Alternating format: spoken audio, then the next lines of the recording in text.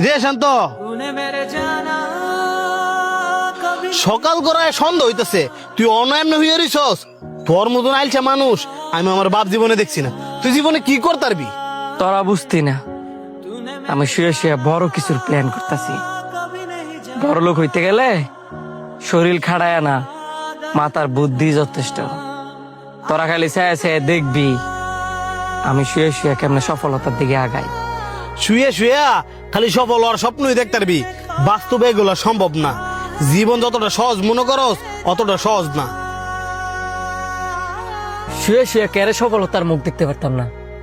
বর্তমান যুগের ফলাফেনেরে দেখ, ঘরে বসে বসিয়া কুড়ি কুড়ি টাকা ইনকাম করতেছে। তো আমি কেড়ে পারতাম না? তোরা হইছিস আদি গিল্লা, ওই আদিগালের যুগেই ফিরে রইছস। ওরে আমার এলন মাস্কের খালাতো ভাই, যারা গর্ব ইনকাম করে তারাও দিনে 12-14 ঘন্টা কম্পিউটারের সামনে বইয়া ব্রেন খাড়ায়া কিবোর্ড টিপতে টিপতে আঙ্গুল ক্ষয় বানা আলায়। ওই তোমার মতন খোলা আকাশের নিচে হইয়া স্বপ্ন দেয় না। শুন শান্ত, তোর একটা কথা কই, গাছের গোড়ায় পানি না দিলে যেমন ওই গাছ থেকে ফলের আশা করা যায় না, তেমনি প্রত্যেকটা মানুষের ক্ষেত্রে পরিশ্রম না করলে সফলতা অর্জন করা যায় না। এই যে তুই এনে শুয়ে শুয়া যে সময়টা নষ্ট করতেছস, ওই সময়টা যদি তুই পরিশ্রম করতি তাহলে তুই আজকে সফলতা দেওয়া পাইতি। সানি একদম ঠিক কথা কইছে। শুয়ে শুয়ে কেবল একটা জিনিসই পাওয়া যায়। কি পাওয়া যাইব? কি পাওয়া যাইব? পিঠের ব্যথা আর অলসতা। টাকা এমনি এমনি আসে না, পরিশ্রম আর কষ্ট দিয়া টাকা টাইনা টাইনা আনা লাগে।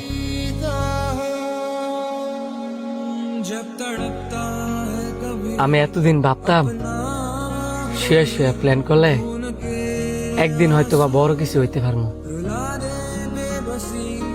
কিন্তু তোরা ঠিকই কইছস।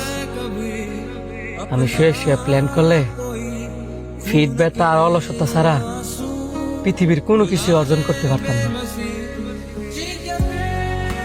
আমি যখন শুয়ে শুয়ে স্বপ্ন দেখি, চিন্তা করি আজকে এই ব্যবসা করবো তো কালকে ওই ব্যবসা করবো, আমি না কোনো ব্যবসার মধ্যে স্থির হইতে পারতাছি না।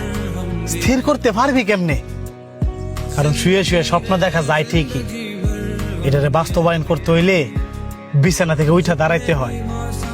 অলসতা না, পরিশ্রমই হচ্ছে একমাত্র সফলতার চাবিকাঠি। তুই ঠিক কইছিস বন্ধু, আমি শুয়ে শুয়ে স্বপ্ন না দেখিয়া এখন থেকে কঠোর পরিশ্রম করবো।